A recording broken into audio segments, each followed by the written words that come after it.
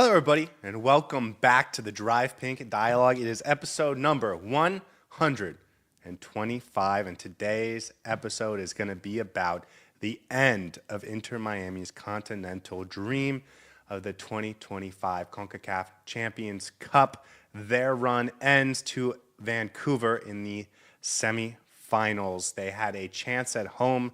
For a minute there, it looked like they might pull off a comeback, but ultimately they are sunk by a Vancouver team that I think just outplayed them in this series. I'm your host, Scotty. I'm here with my co-host, Saur. We are going to break down the game quickly. We're going to give out awards quickly, and then we're going to spend most of this episode talking about a 10,000-foot view of this team. I know I was very hot, very frustrated, very anxious the last time we spoke. We went live at the 70th minute, and we talked a lot about Javier Mascherano and some of the players and some of the choices. And I will just say I feel much calmer, much more composed now. I've had an opportunity to think about things more from a little bit of a different perspective. And so I feel now more prepared to have this type of conversation. So before I get into any of that, let me start by saying, Saur, how are you feeling today? It's very clear, you just need a 2-week holiday away from Inter Miami and away from everything else, and you'll come back a much calmer, a much more composed individual, and you'll be able to digest such losses in a more tranquil manner, if I may say so, because I believe I handled myself with a lot of poise in the last couple of episodes where it seemed like the defeat did not affect me. I should tell the viewers and the listeners that after the game, I spent an hour and a half crying in my pillow. It wasn't fun. It wasn't a good watch. We've already had comments in the chat saying that this is going to be a very difficult rewatch. It was the hardest 2 hours of my life rewatching that game. But here we are. We have to do a job. We have to talk about it, and we have to be professional about it. So Inter Miami knocked out of the CONCACAF Champions Cup, just how it goes.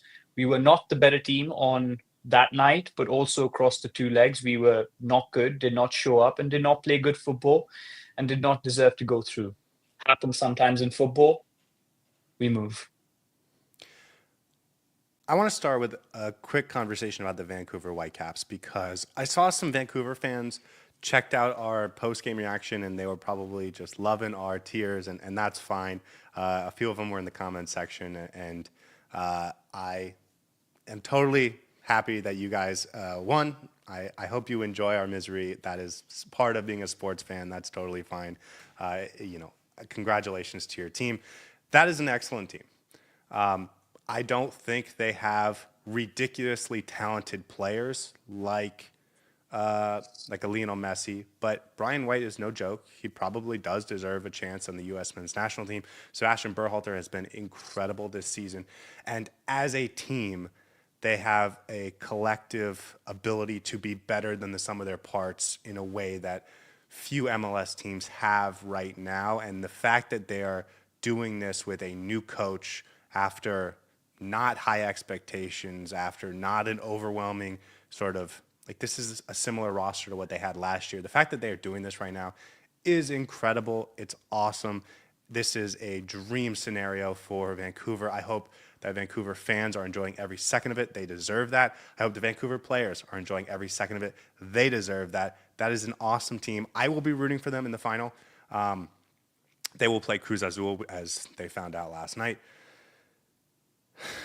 So I want to start by saying that Vancouver is an excellent team, and even though some of what we will say, most of what we will say for the rest of this episode will be criticism of Inter Miami because of things that we felt they did wrong, that doesn't take away from the fact that Vancouver played very well, and they deserve to be in the final of the CONCACAF Champions Cup. So congratulations to them. I'm rooting for you. Yeah, you said it. This is a very special team. It's a very heartening story for a club to be put up to sale and then doing what they're doing this season, not just in the CONCACAF Champions Cup. Sometimes what happens is teams don't perform well in the MLS, and then in knockout tournaments, they manage to get some sort of results together and reach the semifinal and final of those tournaments. But this is a team that's been performing at the highest level in the MLS and then doing bits in the CONCACAF Champions Cup as well. They very much deserve to be in the final. They outplayed us over the two legs. And as you said, I will be rooting for MLS for Vancouver in the final, and hopefully they can get that win because they've been nothing short of exceptional throughout this tournament. Hopefully, we see them again sometime in the future and have the opportunity to get revenge against them because they're a really good team and it's difficult to play against them. And I would love for Inter Miami to get some sort of a revenge or reaction back against Vancouver because you want to play the best and win against the best. If I'm being honest, that doesn't matter. It doesn't matter to me at all. Like I don't feel like we lost something against them specifically. I don't feel Yeah, like we need to take it out on them. I'm not dying for the next opportunity to play those guys. Uh, I feel totally fine with Vancouver. No hard feelings. Congratulations, and we move on. I guess that's all I have to say about Vancouver because I don't think most of the things that we are frustrated about have to do with things that Vancouver did, more so with things that Inter Miami didn't do. And that is something we're going to talk about a lot in this episode. So uh, I'm just going to run through the big moments in this game. You stop me when you want to sort of pause and go for it. But no rundown in any creative way. I'm just going to run through it. Jordi Alba scores the opening goal in the 9th minute.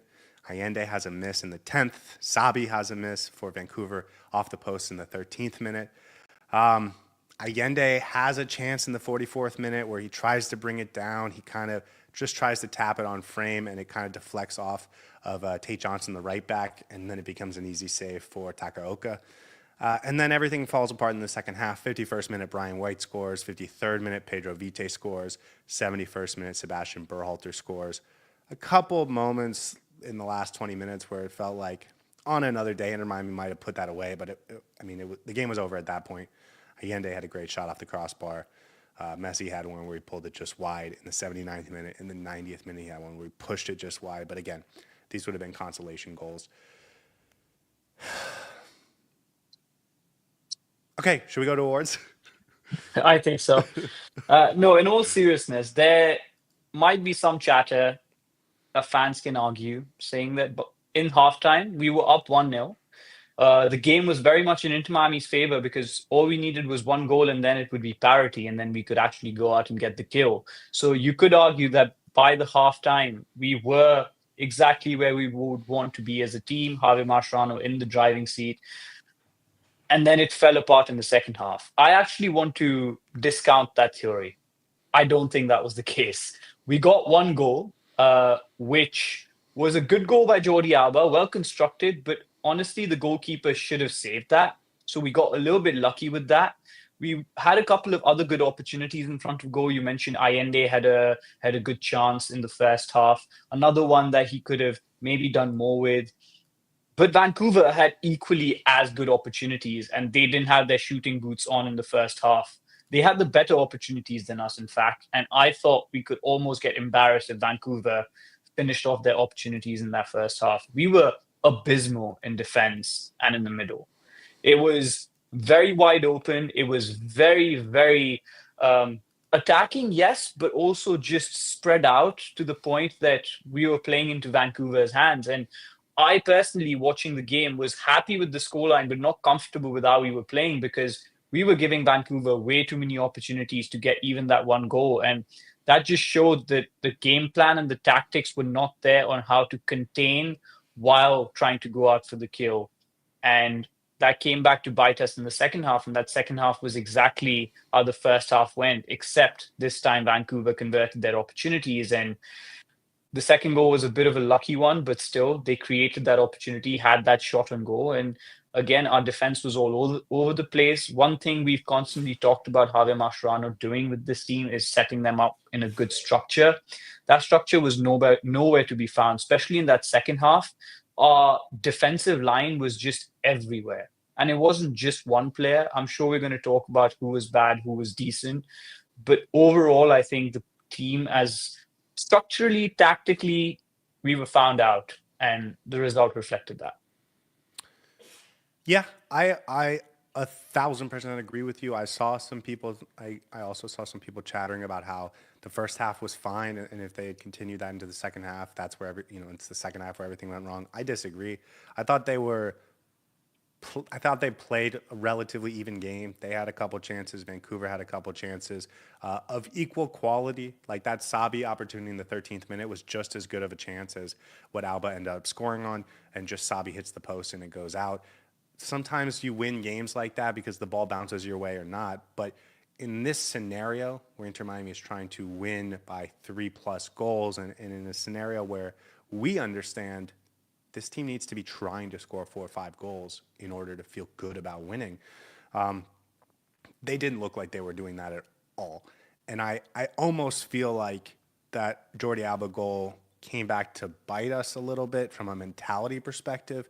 Whereas in the game against LAFC a couple of weeks ago, there is an early goal for LAFC, which means Inter Miami knows they have to be pressing, trying to score for the last 80 minutes. And so they activate that gear that they still have.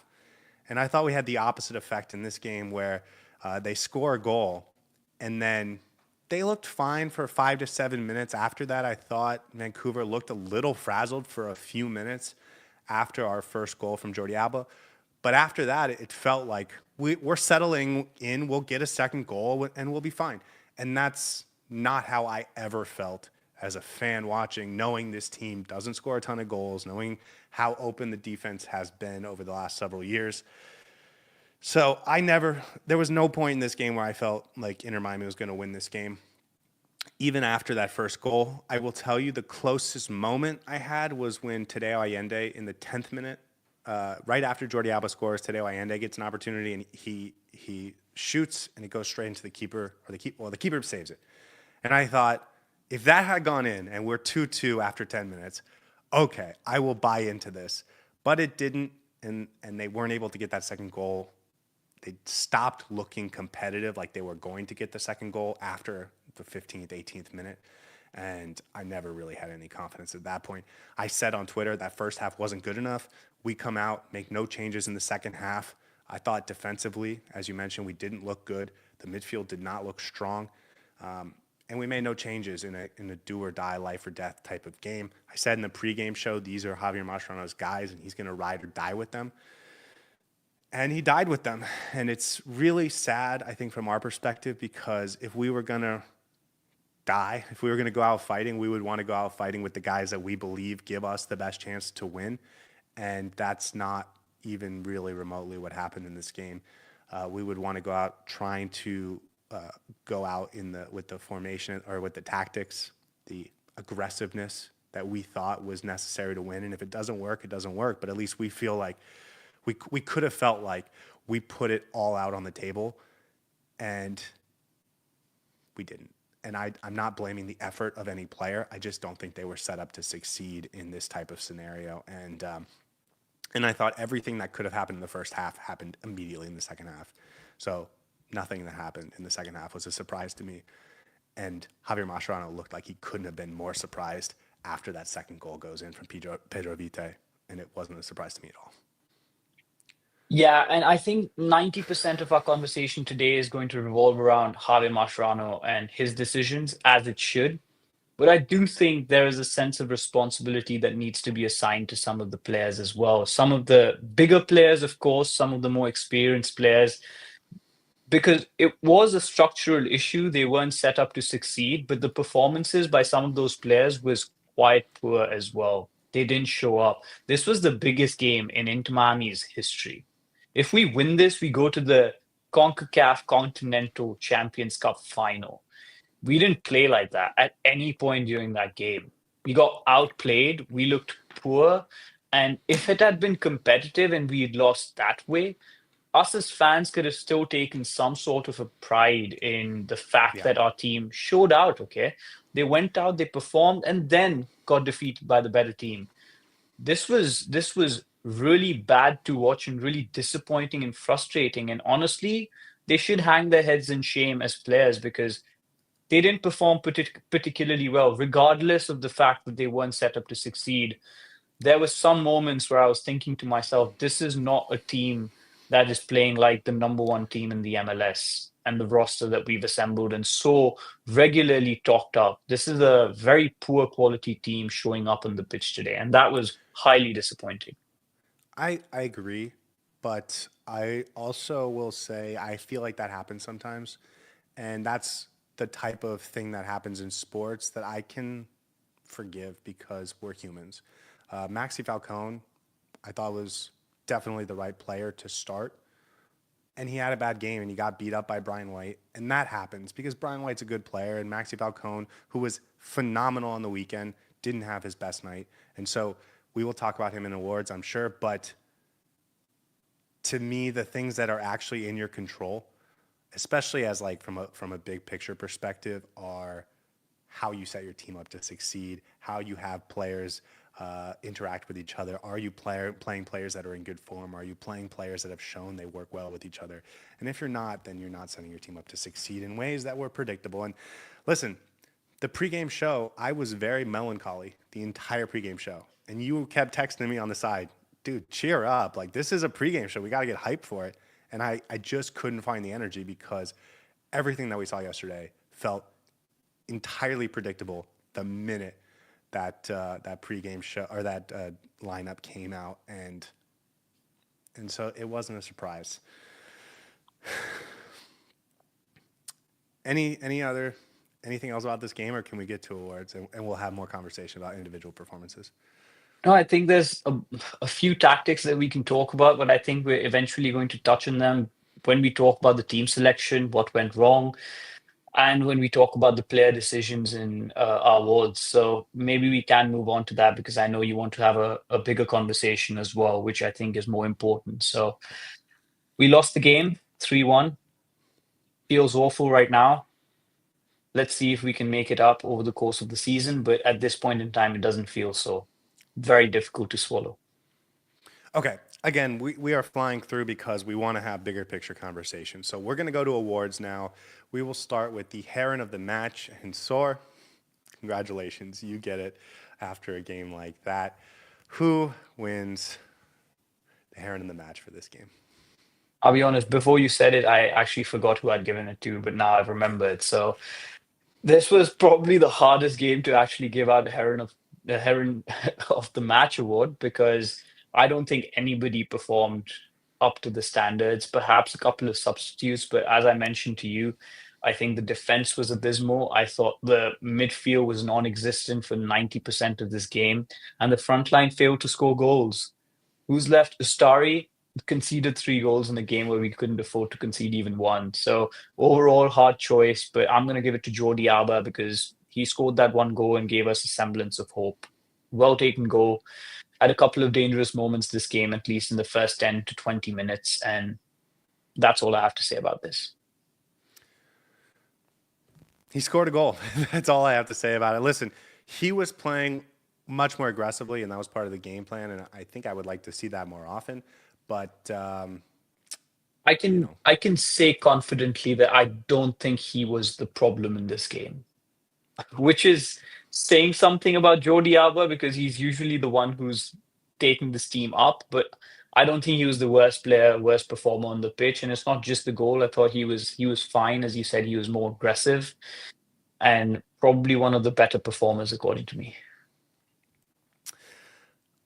okay, I'm ready to move on. Heron that flew north. Is our award given to the player that was doing the wrong thing. And I thought about my awards more from the perspective of this game. And as I mentioned at the start, I was very frustrated and disappointed on Wednesday, the last time we spoke, and I feel much more composed now. So that, I think, will be reflected in my awards. I'm giving it to Maxi Falcone, who was the right choice to start, and he was abused, I thought, for the entire first half by Brian White. Congratulations to Brian White. But Maxi Falcone, we expect better from you, and you didn't deliver. There was a lot of guys I thought had bad games, but he was the player that I felt was a player I was hoping or most expected to have a good game that didn't show up. I'm sure we'll talk about more poor performances over the next couple of minutes. But in terms of guys that I really thought were going to show up and help this team succeed, I didn't think he brought it in a way that was any use, really. So for me, it's Maxi Falcon. Yeah, I think the slip that he had in that first few minutes where Vancouver had a direct opportunity on goal and almost scored summed up his entire game. I didn't think he was particularly good. Listen, Maxi Falcone, according to me, is still one of the best defenders in this team. He had a fantastic performance over the weekend, and you expect him to be one of those players who steps up in big games like these and has a brilliant performance. But the Vancouver front line was toying with him at times. And I have my reasons for it, which I will elaborate later on in this show. But I didn't think he had a particularly good game. I did not think he was set up for success either. And it was just one of those games where you could see he was struggling to keep up with the intensity, the pace, and the athleticism of the Vancouver front line. You mentioned Brian White, Ali Ahmed as well, when he had the ball and was running at the defense. It's his responsibility as the senior most defender to organize that back line and make sure everyone's in the positions that they're supposed to be. But when there's somebody who's out of position, other players are covering for them. This game was a perfect example of how Inter Miami's defense was basically reverted back to how it was a year and a half ago, where it was porous. There was no stability, there was no structure to it, and everyone was just chasing shadows. I know Wookie mentioned in the chat that it was golden retriever energy, and I think Maxi Falcone was leading that charge. He didn't have a particularly good game, and I thought he got a little bit beat up, as you mentioned, but I think he was a deer in the headlights and didn't expect Vancouver to be so attacking when they did come our way. So didn't have a great game. I also want to say, like even in the game plan that I would have employed for this team, it would have been a very attacking lineup. It would have been, Ian Frey at right back. It would have been really trying to score 5 goals in this game, and that would have required Maxi Falcone and Noah Allen to play very well. Like it would have been saying, I need you and I'm trusting you guys and Yannick Bright as a defensive midfielder and Ustadi to have a great game, because I think if I do all of this, we can score those 4 or 5 goals, but I need you to keep it to 1 or 2. And if it's 1, we're going to cover for you. We're going to score the goals to make up for it, but you can't have a stinker like this. And he ended up having a stinker, so it wouldn't have mattered anyways. But and so I think that to me is like also what it is. Cello didn't play well, but I'm not surprised by that. Federico Redondo wasn't the right piece for this game. I'm not surprised by that. So, and that's what I wanted to say as well. That's why I think it's for me, Maxi Falcone. Converse to what your point was, that everyone around him needs to, like, they need to play well to be able to actually execute the game plan, and Maxi Falcone didn't play well. I think his poor performance was exacerbated even more so because everyone around him was poor as well. So I think he suffered because of that, but also that's no excuse for him having a stinker like the way he did yesterday. So unfortunate that he has one of the worst performances for us in this big game. And listen, like I hear what you're saying, but also he was being abused one-on-one by Brian. Yeah. It wasn't. Absolutely. It wasn't like Absolutely. he was being overwhelmed by numbers because other guys were out of position. Absolutely. Okay. What is your first award? So the first award I want to give out is a Shakespearean Tragedy award. Okay. Is this reference to a specific Shakespeare play? No, this is a reference to the general trope of a Shakespearean tragedy. Okay. Well, this is obviously Federico Redondo, who was so high. No, it's not. What am I talking about? It's Luis Suárez, because he was so highly thought of, and that what's been happening has been an absolute tragedy. It's Luis Suárez. You have the idea absolutely right, but the player is slightly wrong. I'm going to give this award to Cello Wiegand, and I have my reasons for this. When Cello Wiegand first came to Inter Miami, what was the statement I made? Scotty, please tell me what I said. He's the best right back in Inter Miami history. I raised it up. He raised him up to the level of the best right back in Inter Miami history. At times, even said he was the best right back in MLS. Raised him up to the level of a hero. And a Shakespearean tragedy is defined by one where the hero falls from grace to the utter depth of hell because of a character flaw, because of his own weaknesses, and because he is not ready to be the hero that we want him to be. And that's why I think I set Cello Wiegand on the path of being a Shakespearean tragedy hero when I said he's the best right back in the league, because boy, he has not been good. Yesterday, we talked about Maxi Falcon having a poor performance. I thought on that side of the pitch, Wiegand was probably just as much abused as Maxi Falcon. I watched the first two, three goals at least five, six times, and he looks clueless defending in those. He was in the wrong place. His body positioning was wrong. He got turned around a couple of times. He did not help his players around him in the way that he should have. And Vancouver has a really good attack. And to deal with that, you need to be on your best game. And he was awful. I talked about him getting ripped apart, and I thought he was the worst selection that Javier Mascherano could have picked. This was the game for Ian Frey, and Chelo Wiegand did not show up. So that's why that award goes to him. Yeah, listen, I'm much more composed than I was on Wednesday, or I would rip into Cello. I didn't think he played well, um, and I think that's was pretty clear for everyone to see. I think if we had started a better right back, we would have had a better chance to win this game. And I just happen to know a guy, so it's quite sad that we didn't do it. But that's where we're at, man. I've been saying he's like a league average MLS right back. Like I think that's what he is. And I see you shaking your head, but here's the thing: Vancouver is the best team in the MLS. They are going to abuse a league average right back, and so it's not good enough. It's good enough against Dallas, or it's good enough against, maybe it'll be good enough against the Red Bulls tomorrow, but it's not good enough for this moment. And we're going to have a conversation with Javier Mascherano, and I'm sure part of that will be why is this type of thing happening. So I will just end by saying Cello wasn't good yesterday. He's been better in the past. This was one of his worst performances, and the team lost in the CONCACAF Champions Cup semifinal because of it. So his responsibility is certainly there. All right, what's your first award? My first award is Moments Make the Moments Make the Match award. Moments Make the Match award goes to Tadeo Allende because he had the moment to basically get Inter Miami back into the tie by scoring that goal where he had an opportunity one-on-one with the keeper. He fluffed his shot, shot it straight at the keeper, and we lost the chance. And if that had gone in, Inter Miami would be 2-0 up. The tie would be at 2-2. And from there, we could have potentially gone on to win. And that's why you gave an award to Tadeo Allende. Yeah. Okay, we're going to have a conversation later about what the expectations for this team are. Like, can they win the MLS Cup? And the answer is yes.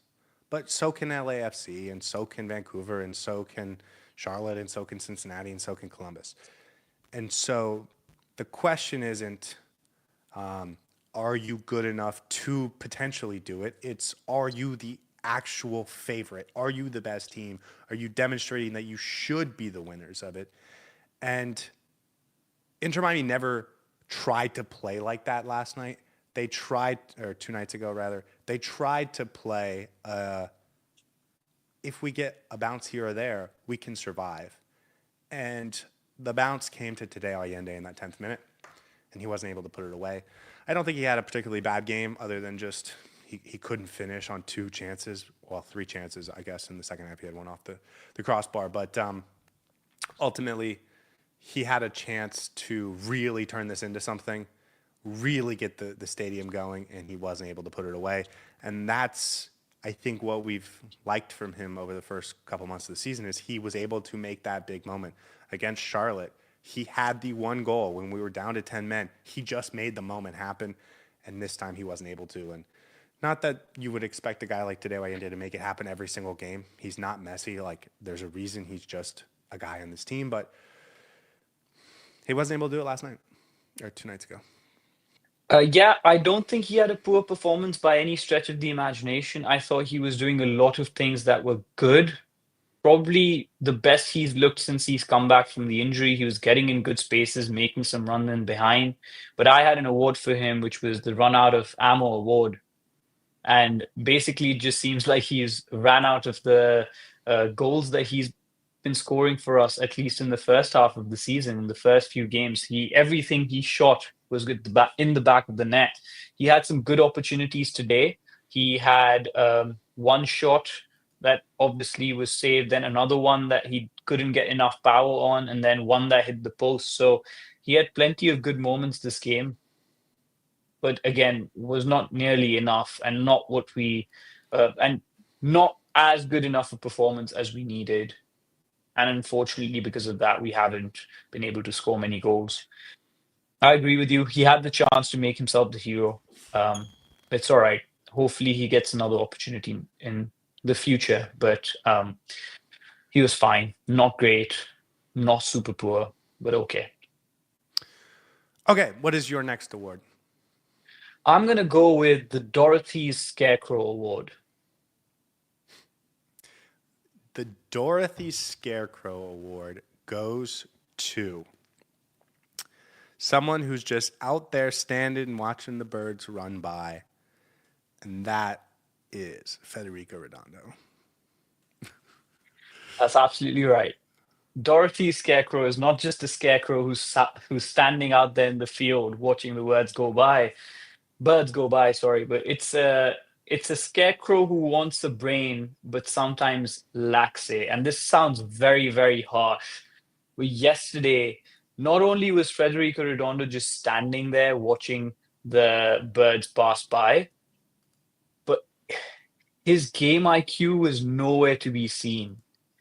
There were moments in that I was rewatching the game, and I specifically turned the playback speed down to watch what Redondo was doing during the goals. And the first goal that they scored, or the first instance where they had an opportunity when Maxi Falcon slipped and they had a run towards our goal. Federico Redondo is turned with his back towards their goal and facing Ustari, and he just does not see the player make the run in behind him because he's not scanning, he's not looking around, he has no idea who's behind him, where the runs are coming from, and that's where they get an opportunity to get a shot off on our goal and potentially get that one goal up. And then again, the second time this happens, there's a player who's running in behind him. He's standing in the middle watching the ball, and then someone runs past him and has an opportunity to then come up and shoot that ball. For your defensive midfielder to do that, it's terrible. Absolutely terrible. We talked about the lack of structure in that back line. It was the same in the midfield. He'd rather not even be there on the pitch, and it would still be the exact same. We wouldn't miss him. I thought he was extremely poor yesterday. Did not contribute anything in terms of offense. And you mentioned standing there in the field, watching the birds go by. I thought he basically was standing there watching the game just pass him by, and the moment was too big for him. And that's why I give him the Dorothy Scarecrow Award. Great award. Appreciate it. Yeah, I just like Cello, he's going to be exposed against the best competition that this league and confederation have to offer, and that's exactly what happened. Can he get away with it against Dallas? Probably. Can you get away with it against Sporting Kansas City? Yeah. Can you get away with it against New York Red Bulls tomorrow? Probably. But at the highest level that this team is trying to compete at, he's not good enough. And if he's the worst player on your team, maybe you can get away with it. But there's no reason you even have to try when you have a much better player on your roster. And guess what? I know a guy. So another poor performance from him. It was not a surprise, really. I mean, we saw it in the pregame show. We could have told you this is exactly what it might look like. And if Vancouver has their way, this is exactly what it will look like. And it happened. And Inter Miami lost the CONCACAF Champions Cup semifinal because of it. Here's what I want to say about both Cello and Redondo, both of your awards. I feel bad, and I wasn't going to give them an award because I don't think they should have been out there to be making these types of mistakes or having these types of performances. And so, to me, that's more a reflection on Javier Mascherano for putting them out there. I get they're professionals and they deserve to be criticized when they play poorly, but in that moment, you wouldn't put me out there to play in the midfield in that moment. Why are you putting out a guy who also isn't good enough when you have someone better? That to me is on Javier Mascherano. So, yeah, another poor performance from Redondo. I don't know what else to say. That is the last player I want to talk about, but I am contractually obligated to give out another award. So I'm going to give out the It Starts With Forgiveness Award. It Starts With Forgiveness award goes to Lionel Messi because he's the best player in the world, and we will forgive him even though he wasn't able to take us to the final of the CONCACAF Champions Cup. I'm going to give you another guess, but my hint is you could not be more wrong. Like the Oh, exact opposite. so it goes to Noah Allen. It goes to Gonzalo Lujan, Oh, who I was very mean to and said some very harsh things about in an emotional state on Wednesday night. And I just want to say that was mean, and I'm sorry for being so mean. I hope you have a great life. And that's my award. All he starts with probably doesn't forgiveness. watch this show, but in case he does, I think To the you should to the put a comment in the chat and tell us whether he forgives Scotty or not. And guys, please go retweet Gonzalo Lujan and make sure he listens to this clip of Scotty apologizing to him to because the it would mean a friends, lot to to the us. friends, fans, and family of Lujan, I apologize. I think what I said was a little over the top compared to what I want to be and how I want to be talking about these players. So that's my award. I don't have anything to say about his performance or the game, but I recognize why I went over the top. Sometimes us as fans get over emotional and overstretch certain boundaries. Criticism is warranted, but I guess we just have to choose the words that we say. I, for one, did not think it was too bad, so you're being a little too harsh on yourself. But I would not have made Gonzalo Lujan the first player I bring onto the pitch if I were Javier Mascherano. That's all I'm going to say about your awards. So we can move on. And maybe this is a good segue into the You're gonna get me conversation we want to started. You're have. gonna get me Yeah, angry again. exactly. Okay.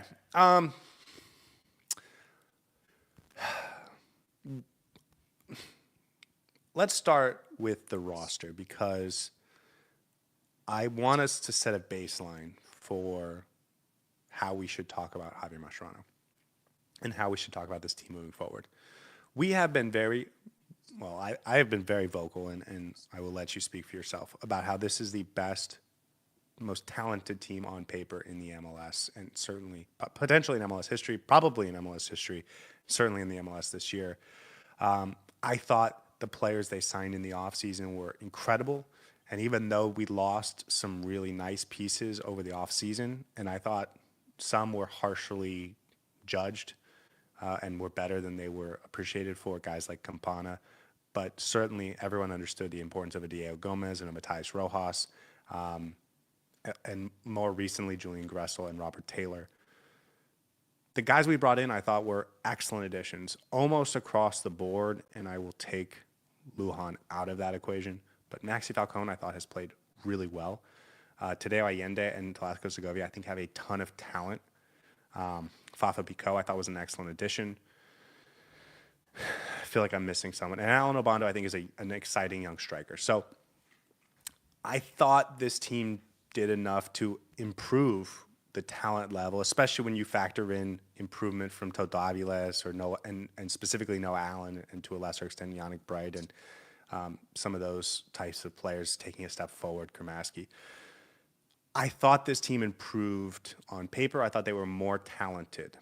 Now that this team has crashed out, and I think it is very clear and easy to say they weren't the better team over the course of the last couple weeks. And I think after the course of this month, right? It wasn't just this 2 bad games against Vancouver. It has been several weeks, I think, of poor performances to the point where that wasn't a surprise. I don't think anyone can seriously say they're the best team in the MLS right now. That doesn't mean they're not the best team on paper or they don't have the most talent. So I guess that's my question. Do you think we overestimated how much talent this team has? I don't think so. I think even now, right now, if you ask me how the transfer window went for Inter Miami and where I would rank that, I think Inter Miami had the top three transfer windows in the MLS. Perhaps Atlanta, you can argue, maybe had a better one. But Inter Miami's transfer window, in terms of what we needed, in terms of the changes that needed to be made, in terms of the players that we needed, the quality that we brought in, the talent that we brought in was, I think, fantastic. And if you ask me to redo that transfer window again, I would probably make a lot of the same decisions, maybe a couple of tweaks here and there. But I think even now, I can say quite confidently that the players that we brought in were great, are good, are fantastic, have a lot of potential. But if you give somebody a machine gun and they don't know how to use it and instead point the machine gun facing themselves, what's the point, right? No matter how good the tools are, you have to be able to utilize them properly. So, to answer your question, did we over exaggerate or overestimate the talent level and the quality of this team? No. And I think the first 8, 9 games are a good sample size to see what this team can exactly do and the quality that this team had. Because every single player that we brought in hit the ground running. Even Gonzalo Lujan, we saw that he was a good player. And I don't think he was ever brought to be a starter in this team.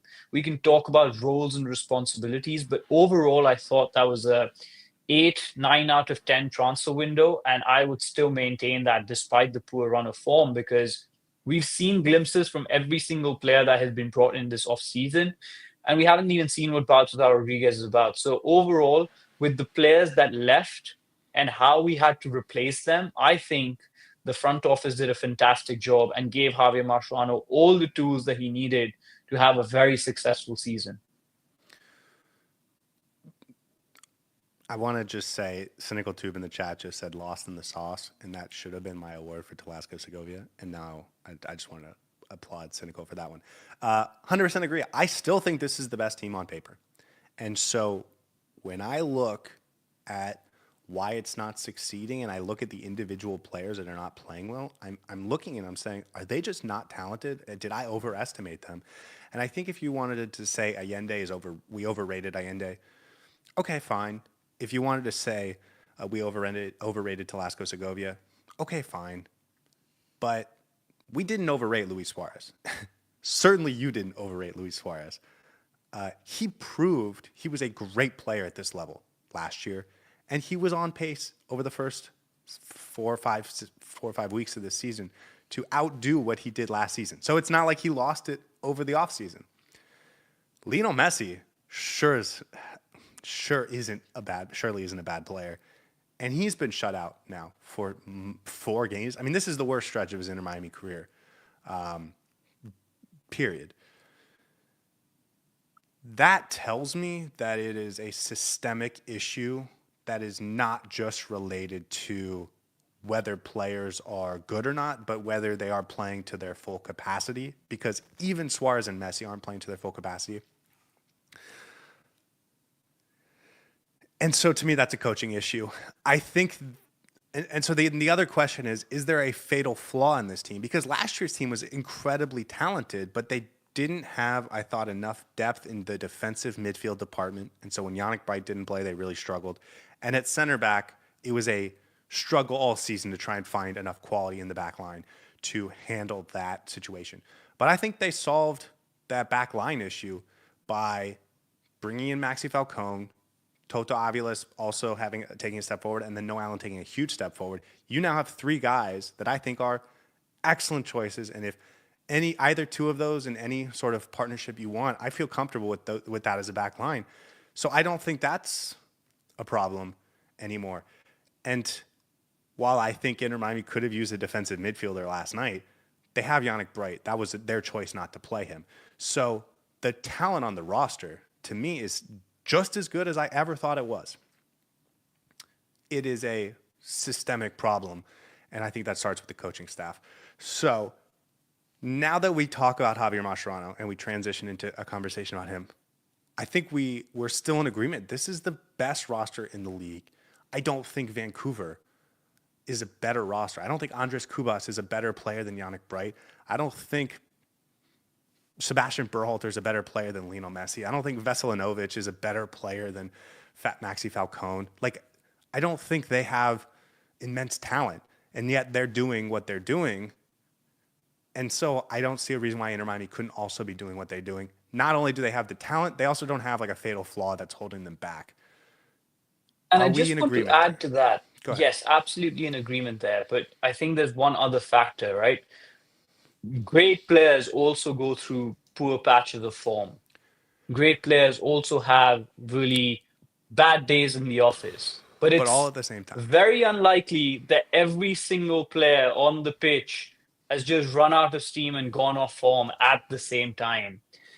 So that's when you actually have to start taking a step back. And instead of focusing on why the players aren't performing because of their own ability, think about how they're being set up and what's actually happening in terms of the coaching staff to understand why this team is not playing the way they should be playing on paper. So, yes, I completely agree with you. And I have never seen a team with every single starting 11 player losing their form at the same time. Velasco Segovia started off really well, has dropped off a cliff. Tadeo Allende, scoring for fun, had an injury after that, has not looked the same. Luis Suarez, as you said, matching numbers from last season, which in itself was MVP level numbers from him as well, just gone off a cliff. Lionel Messi, the poorest he's been for Inter Miami since he's got here. Sergio Busquets, maybe not as, not one of those players who's lost form in the same way. And perhaps you can talk about a few defensive players who haven't been, have performed well throughout. Jordi Alba, another one of them. So, Can I give you another name that we haven't seen, the sort of really eye-popping performances that we were seeing early in the season that I haven't seen anyone mention yet? Oscar Starry, Ustadi. Yeah. yeah. Okay. Javier Mascherano. Last night played to try and luck out into a 2-0 win and then win in extra time.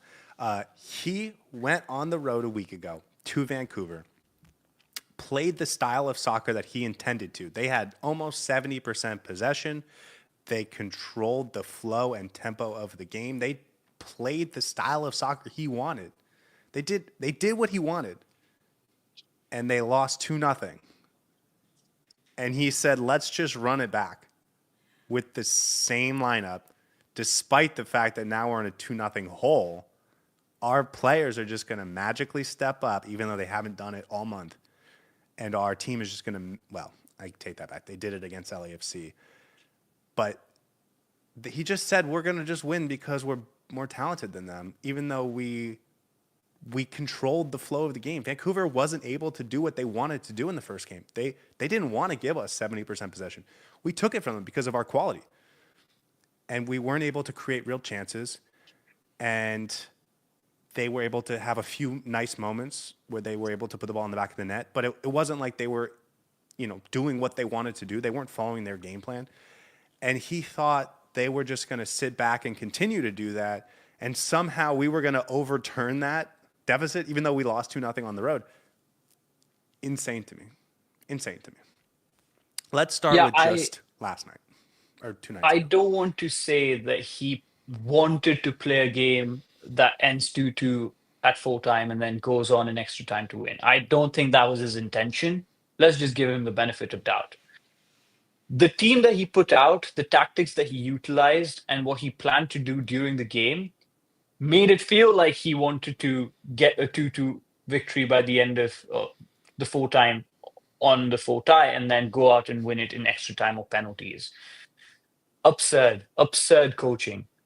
because you see exactly what the issues are in Vancouver. And you watched that game. I watched that game. Every single Inter Miami fan watched that game. And we immediately realized at full time that this same 11 cannot start at Chase Stadium and get us the result that we want, overturning a 2-0 deficit. What did he expect these set of players to do? How would anything change? Because as you mentioned, we played our game and we still lost.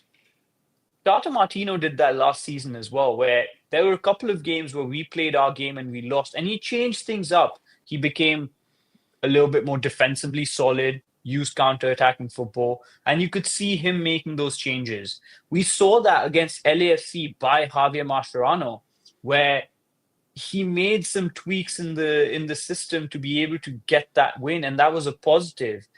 But yesterday's or this week's team selection against Vancouver, a side who's just beat us 2-0, was baffling because it just was hammering the same nail into the coffin and making this exact same mistake that we made a week ago by not setting this team up and arming them with the weapons that we need to overturn a 2-0 deficit. What do you expect? If you keep beating the same dead horse, he's not going to get up and start running again. So it was an absurd decision. I don't understand why he didn't make certain changes. And listen, he may not trust Yannick Bright the way we trust him. He may not trust Ian Frey the way we trust him. But to not make any changes at all, he tried Toto Aviles in the middle of the park as a number 6. Maybe throw him in there. Maybe push Sergio Busquets up a little bit. Do some sort of a tweak to give us fans confidence that we will be able to, or we're trying to overturn the deficit. I just don't think these set of 11 players were ready to get that 3-0 victory at home against Vancouver, because we played our game against Vancouver, in Vancouver, failed to deliver, and I didn't think you could expect them to do anything different at Chase Stadium either. Wookie, thank you for bringing this quote to the chat or to the conversation, because I this was something I saw earlier and it upset me too.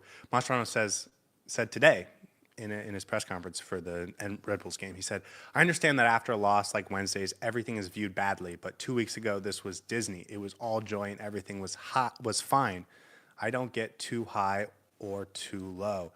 I could tell you for sure 2 weeks ago, this team was not like Disney, and we had some concerns, we had some worries. It also shows me that he doesn't understand the magnitude of this game. If that was his strategy in an MLS game, I want to go into it. I want to see what they got. I want to feel it out. I want to make adjustments in the second half. If we go down 1, we can make adjustments. Maybe we'll score 1 first, and we can ride it out, and we can lock it down in the last 30 minutes or whatever. Like, okay, fine. It's an MLS game. It's a regular season game. Like, it's 3 points. The magnitude and stakes of this moment, especially once you're already down 2-0 from the first leg, are so much different. And the fact that he didn't understand that and wasn't able to game plan before it is mind-blowing. It is so inept. It is so... It's hard to explain because it's so obvious, the stakes. It's so obvious you have to do more. And it's as if everything he said and everything he's done implied that it was just another game. And that is crazy. It's a little bit even deeper than that. This is the biggest game of Inter Miami's season. The biggest game that Inter Miami as fans have ever faced. You go in with the same lineup, fine. But then tactically, completely clueless. There was no changes across the board. Everything that we were doing on the pitch was based on pure quality. We criticized Tata Martino time and again for just relying on some of the quality that these players have. Javier Mascherano, I don't know what he expected. But if he had done something different, even with the starting 11 that he picked, play a 4-4-2, put a 3-man back line, try something different to show me at least you're trying, right? At least you have a plan. If that plan blows up in your face, that's okay. It's understandable. But what I can't forgive is you going in clueless, thinking that that same exact plan that you use which failed is going to work again. That for me is unforgivable. And I think the title of this episode should be Clueless, full stop, because that's what we were 2 nights ago. Okay, so you just said that if you go in with the same lineup or whatever, okay, that's not okay, but it's a different point, and I'll get to that now. Yes. So, because I agree with everything you just said. This is also a game where you're down 2 goals at the start at kickoff. You have to score multiple goals in order to win, which means in this world of soccer, you can score 3 goals on 3 shots, but you can't predict you're going to score 3 goals if you only get 3 shots. If you want to feel comfortable in scoring 3 goals, you need to put up 25, 28, 31 shots. That has to be your mindset going in. And you look at what happened against LAFC. I think they finished with 24 shots. Like, that's what you have to do. You have to dominate possession, dominate the style of play, and put up shot after shot after shot. Shots from wide, shots from far, shots from close, trying different ways to break down this opposition, to suffocate them, to put in opportunity after opportunity after opportunity. And if you're not doing that, you have to change the game plan quickly. You have to be willing to change things quickly. And when halftime came and you were up 1-0 in a game that you had 3 opportunities in, it was clear that you were not going to score 4 or 5 goals. At that point, you were hoping to get a second goal and maybe you can nick it in the 88th minute or something, right? Like, if the game stayed how it was, you were not going to score 4 or 5 goals. That was never going to happen with how the first half played out. And so anyone that wants to say Inter Miami was the better team in the first half, I'm not going to argue with it for too long. I thought it was pretty even. I think there's an argument to say Vancouver was a little bit better, but it was close. But close was never going to get you 5 goals. And turns out you needed 6 or 7. But the truth is, you were never on track to score 4 or 5 goals. And that's what you had to do. And that had to be your mindset going into this game. And it was never for 1 second from the minute the lineup came out. It was never, we're going to go out there, try and push the pedal to the metal. We're going to trust our back line. We're going to hope Ustadi can make that one big save. And we're going to go put up 5 goals and hope our defense can save us. That was never, ever, ever in the plans, never in the cards, and never did an adjustment come from Javier Mascherano to say, we're not doing that, so we need to push even harder towards that. And that was the loser's mentality from Javier Mascherano from the minute the lineup came out, and really from the minute they came out with the lineup on Sunday against Dallas, where he foreshadowed who he was going to play in this game. It was awful. And the fact that Ian Frey, in your face on Sunday against Dallas, said, I am one of the best playmakers, opportunity creators, offensive players on this roster. And you don't have to take off Messi to make me work. You don't have to take off Jordi Alba to make me work. You don't have to take off Suárez. All you have to do is put Chelo Wiegand as a substitute, and you will get all of this offensive potential from me. And he didn't do that. Shows me that he never thought 5 or 6 goals was the game plan. Loser's mentality from the very beginning, absolutely on the coach. It permeated throughout the team. Disaster from the get-go. And that shows me he had no idea the magnitude of this game. He had no idea the magnitude of his responsibility. And as a fan, that should upset you as much as anything. I don't think I can put it any more eloquently. Maybe you can say that the plan was, we can't really understand behind the scenes what the plan actually was. Maybe their intention was, with this lineup, we're still going to try and go and attack and score as many goals as we can. But the fact that you're thinking that and then putting on that lineup that everyone in the world knows is not going to be able to execute that plan is as idiotic as you said, having that loser mentality. It's baffling, it's frustrating, and honestly, it's really disappointing that we're here a year and a half later, still talking about how some of the best players in this team are not getting a start. Uh, don't know what's wrong with the culture at Inter Miami, don't know what's wrong behind the scenes, but the fact that the best players who are proving on the pitch that they deserve to start day in and day out, players who've time and again competed with internal pressure and come out on top are still not starting games is something fundamentally wrong in the team selection, in the culture that you're creating at the club. And honestly, is a big letdown and a slap in the face of these fans who continue to support some of these players, because we know if a couple of the players that you mentioned went out and played on that pitch, we may not have won the game.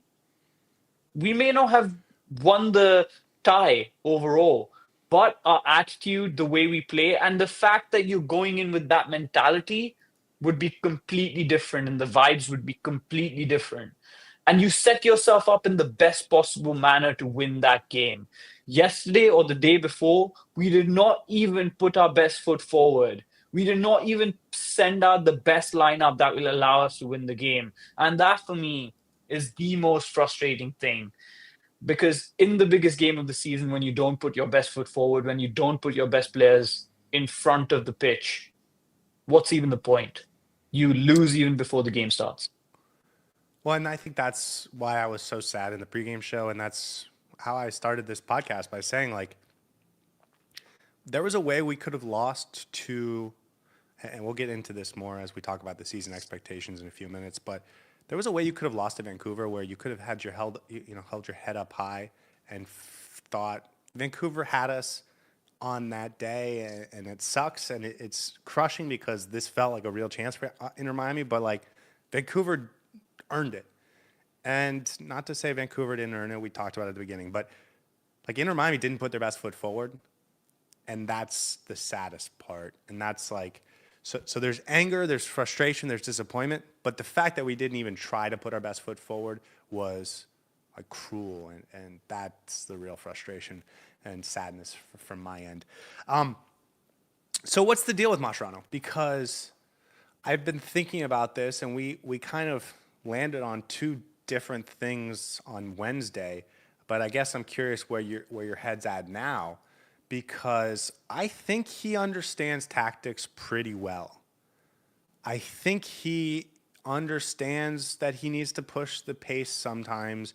I don't think it's a huge weakness, and more than that, he will get better over time. But the selection of players, and the three egregious ones from Wednesday night, were obviously Yannick Bright not starting over Federico Redondo, Cello Wiegand starting over Ian Frey, and then I thought bringing in Gonzalo Lujan, just atrocious decision making.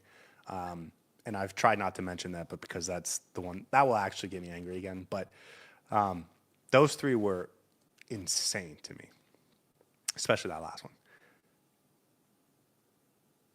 Two problems, two potential reasons this is happening. You mentioned how you think there's a chance that when he trusts guys that he has a better personal rapport with, and that better personal rapport can be related to the fact that they communicate in the same language and have similar cultural expectations. I will note 10 of the 11 players that started were primarily Spanish speakers or first native Spanish speakers. Of the 16 players that played, 14 of the 16 were native Spanish speakers. Yannick Bright came on in the 77th minute or something, and then Noah Allen started. Everyone else was a Spanish speaker as their primary language from a Spanish-speaking country, with the exception of Cremasco, who we know is very binational, has a huge Argentine influence in his family, and is obviously a Spanish speaker. Fafa Picault didn't play. Ian Frey didn't play. Drake Callender hasn't gotten much of an opportunity this season. Julian Gressel gets sent away without even given a chance. Robert Taylor gets sent away without being given much of a chance.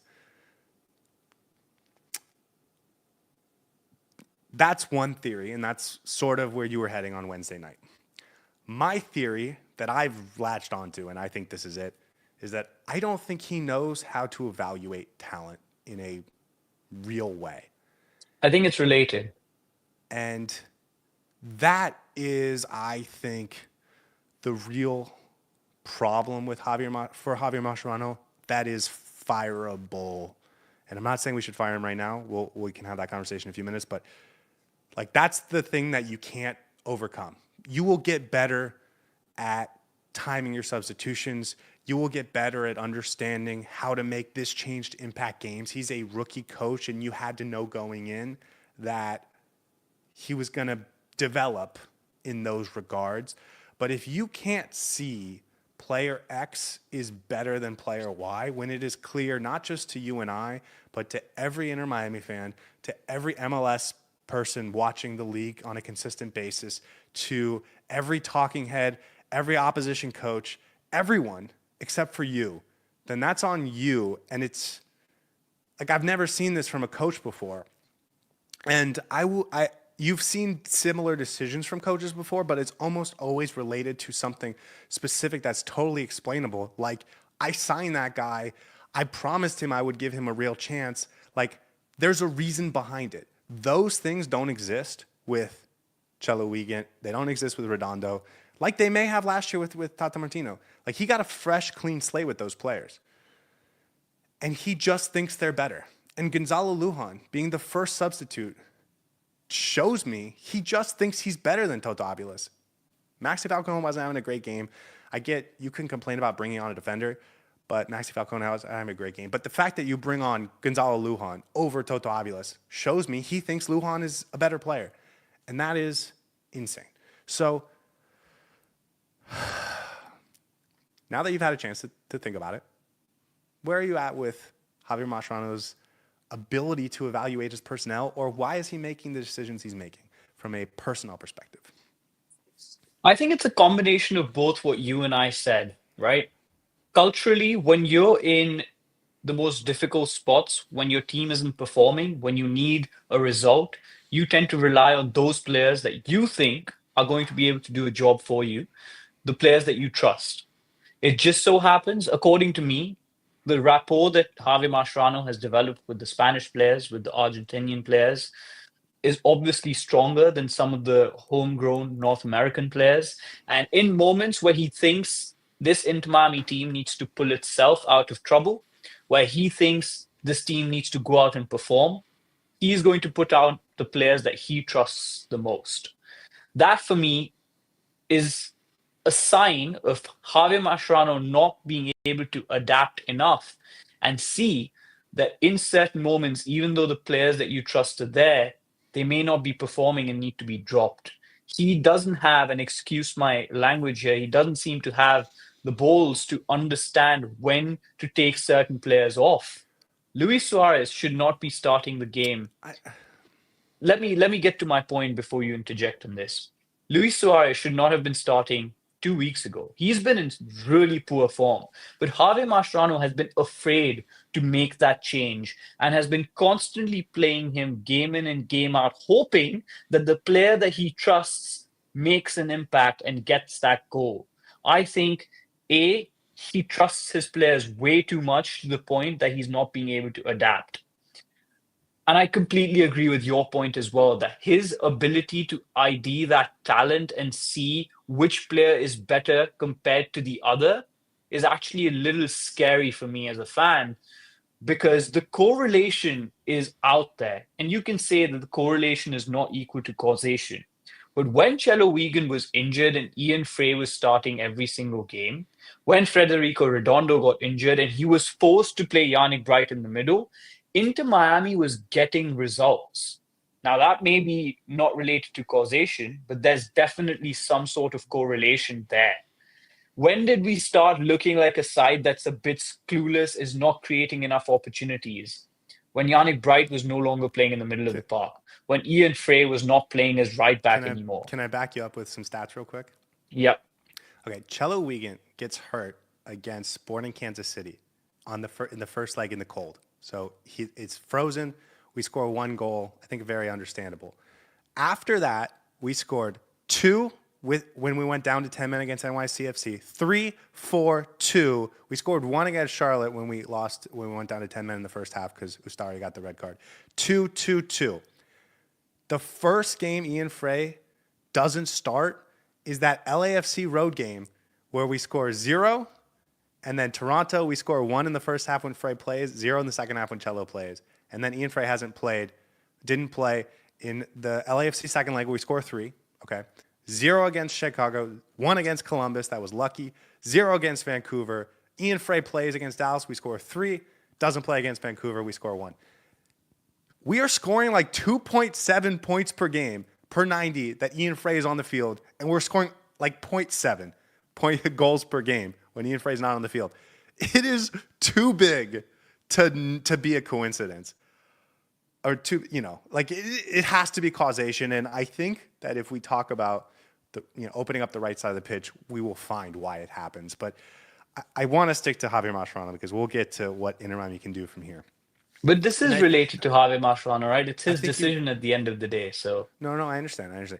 You hit on a second conversation when you were going through that, because I think there's two different things here. There's one of like, how is he picking Ian Frey or Cello Wiegand? Like, how is he making that decision and making it wrong so often? And then there's another with the Luis Suárez thing where it's like, does he have the confidence or the guts or whatever you want to say to tell him like, no, you're not doing what's best for the team. We have to do something else. We have to try something else. We have to change something. I can understand why that's hard, especially for a rookie coach. Like I'm not saying he's doing it right, but I can give him a little bit of the benefit of the doubt and say that's something that he's going to have to make a mistake until he figures it out right. But the conversation about not understanding which of his players are good and which of his players are average and which of his players are bad, that is like really scary to me, because I don't know how you fix that over the course of the next month. I don't know how you fix that as a watcher of soccer. I think people can watch this team if they just started watching soccer against Sporting Kansas City in game 1 and they watched those 16 games, they would all be able to tell Ian Frey's a better right back. And they would all be able to tell Yannick Bright's a better defensive midfielder. It doesn't take 20 years to learn that. It takes 15 games, 100 games of watching soccer, which every fan here has done, to understand the difference between these players. And he doesn't. And that doesn't feel like it's going to get any better anytime soon, which is really scary. And we keep pointing to those two players, but like the fact that he couldn't find a role for Julian Gressel, I think is also part of this. The fact that he couldn't find a role for Robert Taylor, I think is part of this. The fact that Fafa Bicot has vanished from the scene, I think is part of this.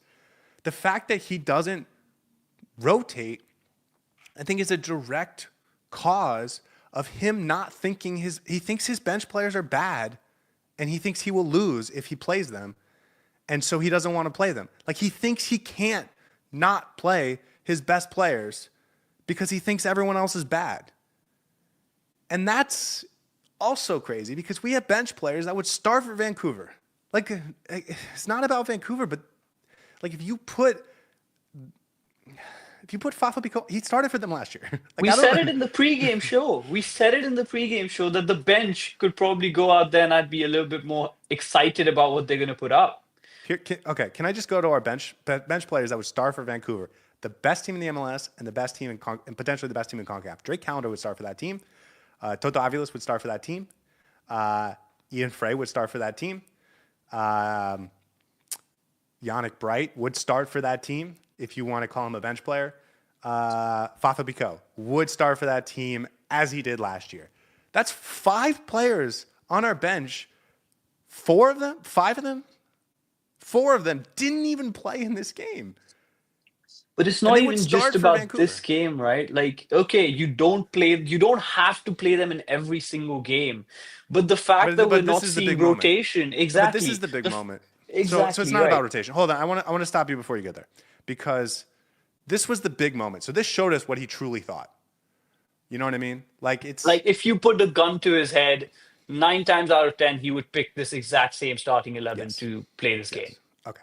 So just so like we're clear, like this is what he thought was his best chance to win the game.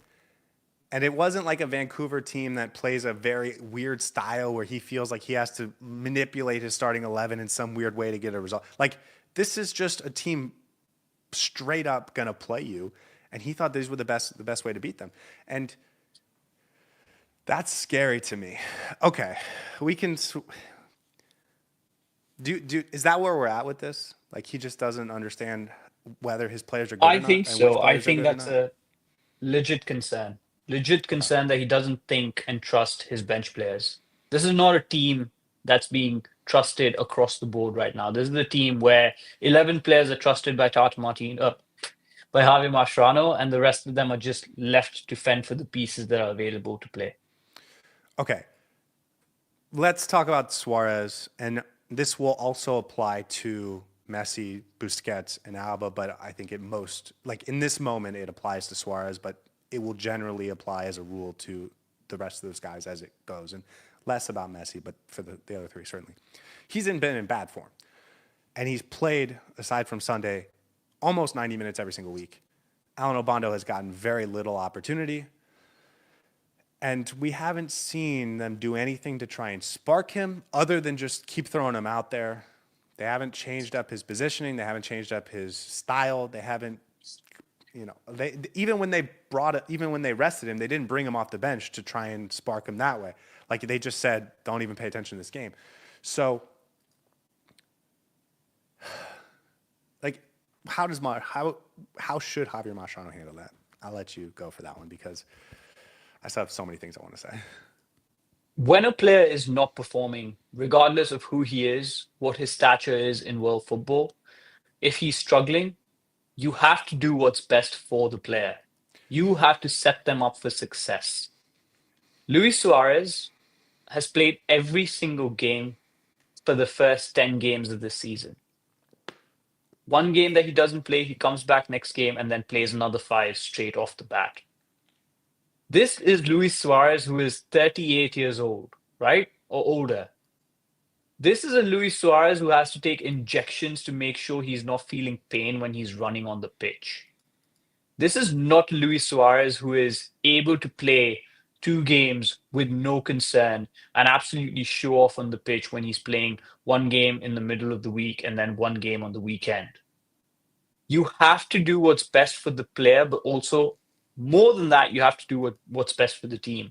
When your front striker is not scoring goals for 6, 7 consecutive games, how many has it been now? 9, I think, or 10?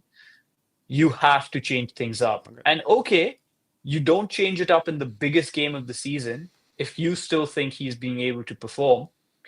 But when you're playing games in the MLS, you bring him off the bench, give him smaller minutes, build up your other players so that at least when Alan Bondo comes on, he's not lacking game rhythm to go out and score there. He himself has confidence to go and take the game by the scruff of its neck and try and score goals. Because at this point, what you're not only just harming Luis Suarez by constantly playing him when he's not ready and fit and able to score goals, you're also putting the other strikers and other attacking players on ice, essentially, for Luis Suarez, so that when you need those players on the bench, they're not hot enough to produce the goals that we need from them. It's a double-edged sword, and you're harming everybody in the process. So if I were Javier Mascherano, I would bench Luis Suarez for the foreseeable future. And for the foreseeable future, I mean the next 2, 3, 4 games. Bring him off for 20-minute markers, right? Give him some little bit of time to build his confidence back. In games that have been already won by Inter Miami, where it's a 2-0 scoreline, bring him on so that he has more opportunity to go up against defenders who are now tired and he could potentially contribute more to the team. Build his confidence up so that he's not constantly frustrated. In the meantime, you're developing Alan Bondo, maybe today or Allende or Fafa Pico, whoever you want to play in that role, who can then go out and try and show what they're capable of. And if they start scoring, at least they're hot and available to contribute to the goals of this team. That's how you work with the entire squad. You can't just constantly beat Luis Suarez into the ground expecting him to go out and score goals when you can clearly see that he's struggling with something. He's not the same player who was able to play every single game last season and score goals day in and day out. He has to be given the rest. And that's where I'm at with Luis Suarez and with Javier Mascherano's treatment of him. And I honestly don't even blame Luis Suarez. I think Javier Mascherano needs to take care of his players. And this is him being selfish with this selection. I think that there is something to be said of you have to do what's right for your players, even if they don't want to do what you think is right for them. And I don't think he knows what to do in this situation other than to just ask Luis, what do you need? What can I do to help you? And Luis is like, play me, dude. Like, I want to play. Like, I'm here to ball out. I'll score 3 goals this game, I promise. Right? Like, so I agree with you. That's a problem. I will say the existential problem from this conversation for me, because I do think, like, to me, that's something you get better at with 15 years of coaching experience, and he's not going to get that this year. But they knew that coming in, and so I don't know how you resolve that from our perspective. Like, they have to figure out that internally. But I agree with you. I agree with everything you just said. The existential thing to me is the evaluation of his own players. Like, that is the thing that I don't understand how you come back from. Wednesday night, I asked you, like, are they going to fire Javier Mascherano? Obviously, they didn't. They're not going to. And I think that's clear. They weren't going to, and that wouldn't be the right decision to have fired him yesterday.